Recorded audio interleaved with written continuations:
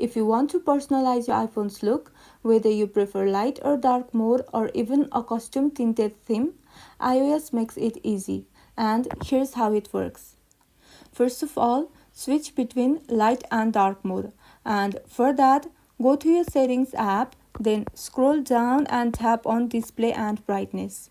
Here, choose light or dark under appearance. You can also enable automatic, which switches at sunrise and sunset.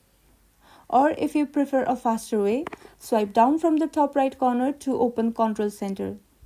Then, long press the brightness slider and tap appearance to switch modes instantly.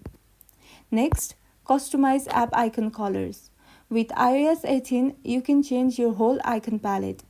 For that, long press any blank space on the home screen until the icons jiggle. Then, tap on Edit at the top left and tap on Customize. Here, you can pick light, dark, automatic or tinted and choose your color.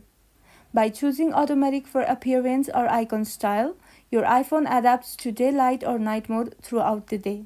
And that's all. If this video was helpful, don't forget to like and subscribe for more iPhone tips and tricks. Thank you for watching.